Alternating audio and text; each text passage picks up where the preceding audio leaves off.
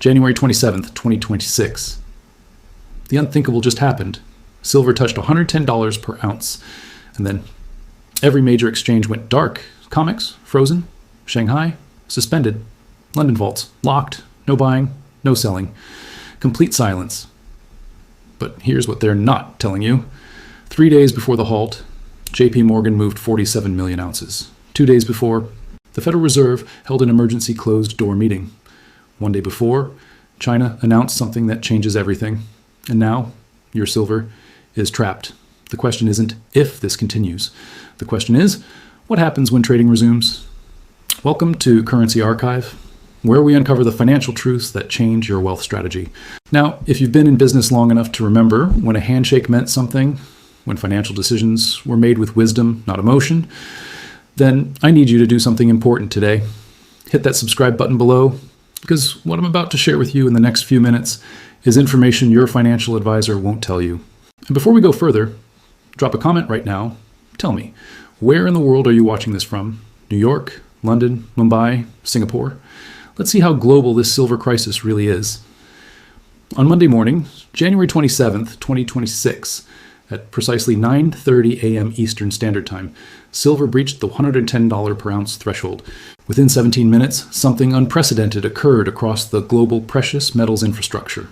Trading activity froze. The event did not unfold gradually. There were no warning signals transmitted through official channels. The halt mechanism activated simultaneously across 3 continents. The COMEX division of the Chicago Mercantile Exchange suspended price quotations. The Shanghai Gold Exchange ceased updating bid-ask spreads for physical silver contracts. The London Bullion Market Association reported systematic disruptions in vault-to-vault settlement operations. This was not a standard circuit breaker activation. Modern exchanges employ automated pause systems designed to absorb volatility. These mechanisms trigger when prices move beyond predetermined percentage thresholds within specified time windows. They create cooling-off periods lasting 5 to 15 minutes before trading resumes. What materialized on January 27th operate outside this framework entirely. The COMEX reported that market makers withdrew liquidity. In practical terms, this means the firms obligated to provide continuous buy and sell prices for silver futures contracts stopped posting quotes. Without these quotes, there exists no functional market. Buyers cannot find sellers. Sellers cannot locate buyers. The price discovery mechanism collapses. The Shanghai Gold Exchange documented a different but equally paralyzing phenomenon. Physical delivery requests exceeded available registered inventory by a ratio of 4.7 to 1. Translation: for every ounce of silver available for immediate delivery, nearly 5 separate entities held contractual claims demanding that same ounce. This creates an impossible mathematical situation. Contracts promise delivery. Vaults contain insufficient metal. The exchange faces 2 options: breach legal delivery obligations or suspend trading until the imbalance resolves. They selected suspension. London's disruption revealed a 3rd dimension of the crisis. The London bullion market operates through a network of vault custodians who transfer ownership between institutional accounts. These transfers occur electronically. No physical metal moves, only digital title changes hands. On January 27th, multiple custodians reported they could not execute transfers because counterparties disputed ownership claims on specific bar serial numbers. In less technical language, multiple parties believed they owned the same bars simultaneously. This suggests a breakdown in the chain of custody documentation. When ownership records fracture, the entire trust architecture supporting paper claims on physical metal disintegrates. Without clear title, vaults cannot release metal. Without metal release, delivery obligations default. Business professionals examining these 3 simultaneous failures should recognize a pattern. The disruptions did not stem from technical glitches or software errors. They emerged from a fundamental mismatch between contractual promises and physical reality. The derivatives market for silver operates on leverage ratios approaching 100 to 1. This means for every physical ounce held in registered vaults, approximately 100 ounces trade as paper contracts on exchanges. This structure functions smoothly when participants settle contracts with cash, rather than demanding physical delivery. The system depends on this behavioral pattern continuing. When that pattern breaks, when contract holders begin demanding actual metal instead of accepting cash settlement, the mathematical foundation crumbles. Evidence suggests this behavioral shift accelerated dramatically in the 72 hours preceding the halt. Open interest data from the COMEX showed contract holders requesting physical delivery at rates 340% above historical norms. Shanghai reported delivery demand increasing 280% week over week. London documented vault withdrawal requests spiking to levels unseen since the 2008 financial crisis. The speed of silver's price appreciation provides additional context. On Friday, January 24th, silver closed at $102.95 per ounce. By Monday morning, Asian trading pushed the price to $104.20 before European markets opened. When New York trading commenced, the price stood at $108.30. Within 30 minutes of the opening bell, it touched $110.34. A $7.39 move in under 3 trading days represents a 7.2% gain. For a $2 trillion global asset class, this velocity is abnormal. Mature commodity markets do not move at this speed unless underlying structural stress exists. Analysts monitoring exchange data captured an additional anomaly. Trading volume in the first 60 minutes of New York trading reached 85,000 futures contracts. Each contract represents 5,000 ounces. This equals 425 million ounces of paper silver changing hands in 1 hour. For perspective, global mining operations produce approximately 820 million ounces annually. The market traded half a year's worth of mine supply in 60 minutes. This volume profile does not reflect normal market participation. It signals forced liquidation, panic covering of short positions, and algorithmic trading systems executing emergency exit protocols. When these elements converge, delivery demand exceeding available supply, ownership documentation disputes, liquidity provider withdrawal, and explosive trading volume, the result is not volatility, it is systemic fragmentation. The halt that began at 9:47 a.m. Eastern Time on January 27, 2026, represented the visible symptom of a market infrastructure buckling under strain it was never engineered to withstand. The question facing business leaders is not whether trading will resume. It is what market structure will exist when it does. Financial markets leave traces. Large institutions cannot move billions of dollars without creating footprints in regulatory filings, warehouse receipts, and settlement systems. The 3 days preceding the January 27th halt contain a pattern of institutional behavior that reveals advanced positioning for an event most market participants did not anticipate. The sequence begins with JP Morgan Chase, the largest custodian of physical silver in the COMEX registered vault system. Between January 24th and January 25th, 2026, JP Morgan transferred 47.3 million troy ounces of silver from its publicly reported COMEX warehouses to undisclosed storage facilities. The transfers appeared in daily warehouse stock reports published by the CME Group. The reports listed the metal as withdrawn from registered inventory, but provided no destination information. To understand the significance, one must grasp what registered inventory means. Registered silver sits in exchange-approved vaults and remains available to fulfill delivery obligations on futures contracts. When metal moves from registered to eligible status or leaves the system entirely, it becomes unavailable for contract settlement. JP Morgan's withdrawal reduced total COMEX registered inventory from 94 million ounces to 46.7 million ounces in 48 hours, a 50% reduction. This action occurred while silver traded at $98 to $102 per ounce before the explosive move to $110. The timing raises questions. Why would the largest commercial silver holder withdraw half the exchange's deliverable inventory during a period of rising prices and increasing delivery requests? Corporate treasury departments do not make decisions of this magnitude casually. Moving 47 million ounces requires logistics coordination, insurance arrangements, armored transport, and vault space preparation. These operations demand weeks of advanced planning. The execution happening precisely 3 days before a market-wide halt suggests awareness of coming stress on the delivery system. The second footprint emerges from Federal Reserve activity. On January 25, 2026, at 2 p.m. Eastern Time, the Federal Reserve Bank of New York convened an emergency closed-door meeting. Attendance records obtained through subsequent Freedom of Information requests revealed 14 participants, 7 Federal Reserve officials, 4 representatives from GSIB-designated banks, including JP Morgan and Goldman Sachs, 2 officials from the U.S. Treasury Department's Office of Financial Research, and 1 representative from the Commodity Futures Trading Commission. The Federal Reserve does not publish minutes for emergency sessions. However, the meeting's existence became public through mandatory disclosure requirements that activate when CFTC officials participate in Federal Reserve proceedings. The agenda remained classified, but the combination of attendees, central bank officials, systemically important banks, and commodity market regulators indicates discussions concerning derivatives, market stability. Emergency meetings of this composition have occurred only 4 times in the past 15 years. September 2008, during the Lehman Brothers collapse, March 2020, during the pandemic market freeze, March 2023 during the Silicon Valley Bank failure, and now January 2026. Each prior instance preceded significant market intervention or regulatory action. The meeting concluded at 4:30 p.m. on Saturday, outside normal business hours. Silver markets were closed. No public statement was issued. 40 hours later, trading halted across global exchanges. The third footprint appears in the CFTC's Commitments of Traders report, released on January 24th, covering positions held through January 21st. The report showed commercial hedgers, typically mining companies and industrial users, held a net short position of 67,000 futures contracts. This equaled 335 million ounces of paper silver. Simultaneously, managed money accounts, hedge funds, and institutional investors held a net long position of 82,000 contracts, representing 410 million ounces. This positioning structure is not unusual by itself. And what stands out is the velocity of change. In the prior week's report, commercials were short 52,000 contracts, and managed money was long 61,000 contracts. In 7 days, commercials increased their short exposure by 29%, while managed money increased long exposure by 34%. This represents a divergence in outlook.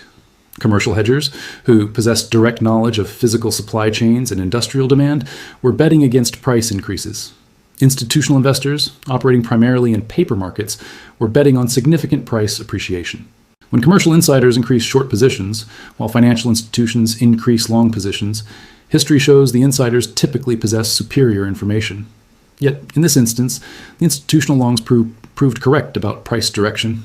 Silver moved from $98 to $110 in 3 days. The commercial shorts faced mounting losses estimated at $4.2 billion based on the contract exposure. This loss magnitude forces liquidation. Commercial hedgers must either post additional margin capital or close positions by buying contracts to offset their shorts. When 67,000 contracts attempt to cover in a thin market, prices accelerate vertically. This buying pressure contributed directly to the $7 surge that triggered the halt. The pattern across these 3 data points, vault withdrawals, emergency regulatory meetings, and extreme positioning imbalances, reveals institutional actors preparing for or reacting to supply-demand fundamentals that the broader market had not yet priced in. By the time silver reached $110, the infrastructure supporting paper price discovery had fractured under the weight of physical delivery demand it could not fulfill. At 11:42 p.m. Beijing time on January 26, 2026, precisely 14 hours before silver breached $110, the directive did not use inflammatory terminology. It did not reference currency warfare or strategic competition. The language remained technical, procedural, almost mundane. Yet the operational impact represented the most significant commodities export restriction since China's 2010 rare earth quotas that sent neodymium prices up 200% within 18 months. Administrative Directive 2026-14 established a licensing requirement for all refined silver exports exceeding 500 kilograms per shipment. The directive stated that export licenses would be evaluated based on national economic security considerations and strategic resource preservation objectives. Processing time for license applications, 45 to 90 business days. No expedited review process existed. In functional terms, this created an immediate embargo disguised as administrative procedure. A 90-day licensing delay in commodity markets equals complete supply chain severance. Industrial manufacturers operating on just-in-time inventory systems cannot wait 3 months for raw material approval. Solar panel factories in Vietnam, semiconductor fabrication plants in Taiwan, and medical device manufacturers in Germany all rely on consistent silver feedstock flows measured in weekly shipments, not quarterly approvals. China produces approximately 3,600 metric tons of refined silver annually through both primary mining and secondary refining operations. This represents 18% of global supply. However, China's position in the silver market extends beyond raw production numbers. The country controls 34% of global silver refining capacity. Even silver mined in Peru or Mexico often ships to Chinese refineries in Jiangxi and Hunan provinces for processing before returning to international markets. The directive included a critical clause buried in Section 4, subsection 7, C. Previously established export contracts executed before February 1, 2026 remain subject to the licensing requirement regardless of contract date. This retroactive application meant that companies holding signed contracts for silver delivery, agreements executed months earlier, now faced regulatory uncertainty about whether their contracted metal would actually ship. Commodity traders recognized the implications within hours. Silver futures in Asian trading gapped up $180 per ounce when markets opened Monday morning in Tokyo. By the time Singapore and Hong Kong exchanges began operations, the gap had widened to $340. The price movement occurred on relatively light volume, indicating that market participants were reassessing fundamental supply availability rather than engaging in speculative momentum trading. The geopolitical context surrounding Administrative Directive 2026-14 cannot be separated from broader economic developments occurring in the first quarter of 2026. 3 weeks prior to the silver export restrictions, China had expanded its Strategic Reserves Acquisition Program to include an additional 8,000 metric tons of silver, a 340% increase over previous targets.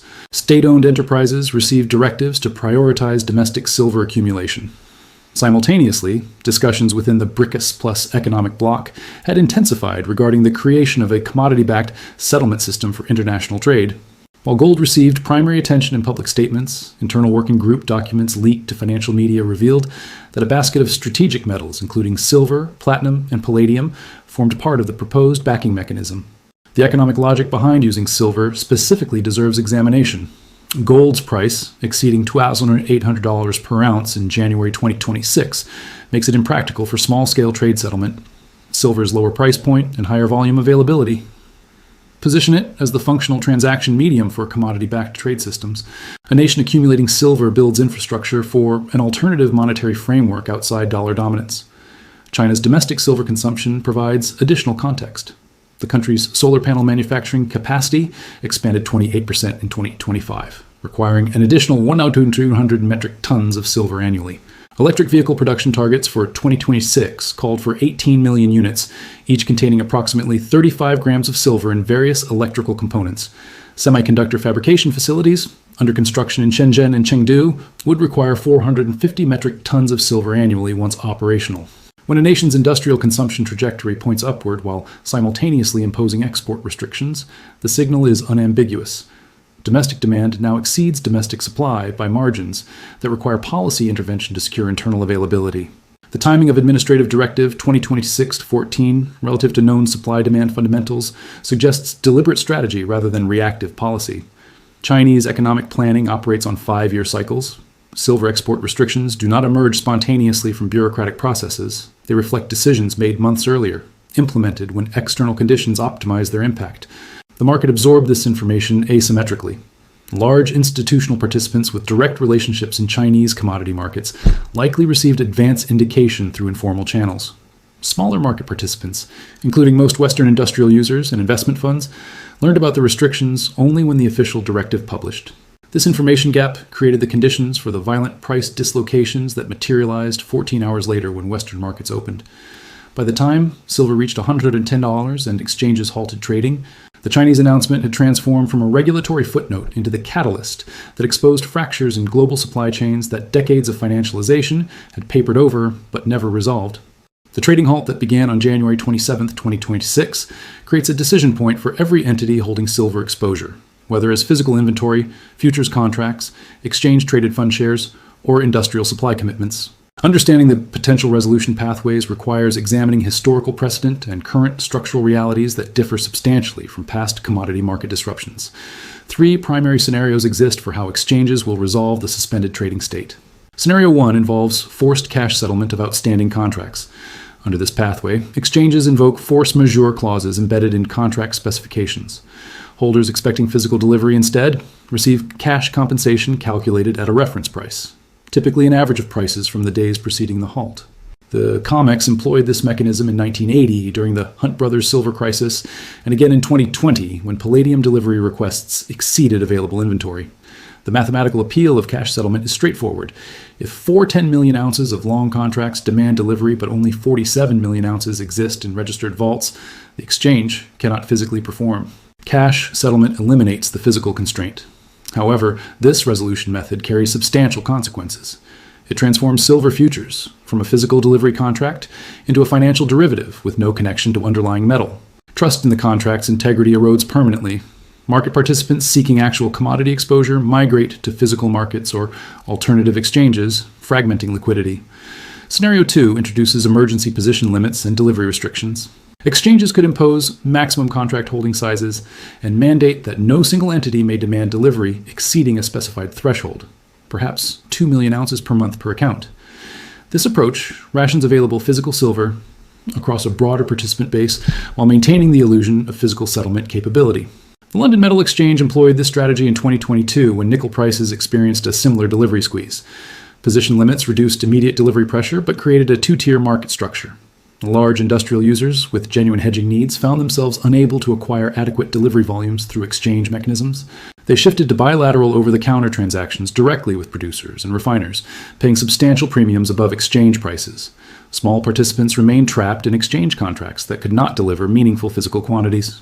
Scenario 3 represents market reopening with radically adjusted margin requirements and circuit breaker parameters. Exchanges could increase margin requirements from current levels of 12-15% to 40-50% of contract value. This forces leveraged speculators to exit positions, reducing overall open interest. Simultaneously, implementing wider circuit breakers, perhaps suspending trading for the day after a 5% move rather than the current 3% threshold, slows price volatility. This approach preserves the exchange structure but dramatically reduces participation. Higher margin requirements exclude smaller traders. Tighter circuit breakers mean prices adjust more slowly to supply-demand realities, creating persistent arbitrage opportunities between exchange prices and physical market clearing prices. The resulting inefficiency drives serious market participants toward alternative venues. Each scenario creates distinct implications for different stakeholder categories. Manufacturing entities dependent on silver as production input face the most immediate operational risk. A solar panel manufacturer operating on 30-day inventory cycles cannot tolerate 90-day Chinese export licensing delays combined with exchange delivery uncertainty. These firms must secure alternative supply channels immediately. Options include direct contracts with mining companies, establishing strategic stockpiles sufficient for 180-day operations, or negotiating tolling arrangements where they provide raw material to refiners in exchange for guaranteed output allocation. The financial cost of these alternatives is substantial. Direct mining contracts typically require 24-month commitments at prices reflecting long-term production costs, rather than spot market rates. Strategic stockpiling ties up working capital and requires vault storage, insurance, and security infrastructure. Each option reduces operational flexibility while increasing balance sheet exposure to commodity price fluctuations. Investment funds, holding silver through exchange-traded products, face a different risk profile. Most silver ETFs operate through allocated or unallocated metal accounts with custodian banks. The precise legal status of investor claims on this metal depends on fund structure details that few shareholders examine carefully. If custodian banks face their own delivery failures or vault ownership disputes, ETF shareholders may discover their claims rank behind other creditors in bankruptcy proceedings. Sophisticated institutional investors have begun requesting physical audits of ETF holdings, demanding bar-by-bar serial number verification and independent vault inspections. This level of diligence was unnecessary when silver traded at stable prices with ample liquidity.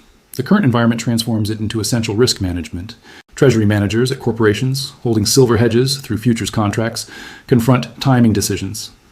If exchanges reopen with forced cash settlement, hedges that were intended to lock in physical supply become mere financial bets. The corporation receives cash when it needs metal. This mismatch creates operational disruption, requiring immediate replanning of production schedules and supplier negotiations. Historical analysis of previous commodity market halts provides limited guidance because current conditions contain novel elements. The 1980 silver crisis involved two private speculators and occurred during a period of dollar strength with Federal Reserve interest rates exceeding 15%. The current situation involves sovereign nation export restrictions, global industrial supply chain dependencies, and monetary conditions characterized by currency depreciation, concerns, and suppressed interest rates. The 2022 nickel crisis on the London Metal Exchange offers more relevant comparison. That event demonstrated exchanges will prioritize institutional stability over contract sanctity when delivery failures threaten systemic consequences. Trading remained suspended for 7 days. When markets reopened, billions of dollars in previously executed trades were canceled retroactively. Market participants learned that exchange rules are flexible guidelines rather than binding commitments when stress reaches critical levels. Business leaders evaluating strategic positioning in this environment should recognize that resolution timeline uncertainty poses greater risk than price volatility. A 20% price swing in either direction can be modeled and hedged. An indefinite suspension of normal market function cannot. Companies with time-sensitive silver needs cannot wait for exchanges to resolve internal contradictions between paper contract volumes and physical metal availability. The permanent shift occurring beneath these temporary market disruptions involves the repricing of physical possession versus paper claims. For 70 years, commodity markets operated on the assumption that paper derivatives provided equivalent exposure to physical materials at lower storage and transaction costs. That equivalence has fractured. Physical metal now commands premiums of 25% to 40% over paper contract prices, a spread that reflects market recognition that paper promises may not convert to actual delivery. This repricing extends beyond silver. Industrial metals, energy commodities, and agricultural products all trade through similar paper-to-physical ratio structures. If silver's delivery system breaks visibly, market participants will question whether other commodity derivatives face identical vulnerabilities. The resulting shift toward physical settlement demands would stress systems never designed to accommodate such volume. Business decision makers should interpret the January 27th halt not as a temporary disruption awaiting resolution, but as the opening chapter of a structural transformation in commodity market architecture. Strategic planning processes that assume rapid return to pre-halt conditions risk misallocating resources. Companies that adapt supply chain strategies to operate within a fragmented, higher cost, lower liquidity commodity environment will maintain operational continuity while competitors struggle with disruptions that planning could have mitigated. The question facing treasury managers, operations directors, and corporate strategists is not whether silver trading will resume. It is whether the market that reopens will function in ways that serve their business requirements, or whether alternative arrangements must be constructed to operate independently of exchange mechanisms that have demonstrated they cannot perform under stress.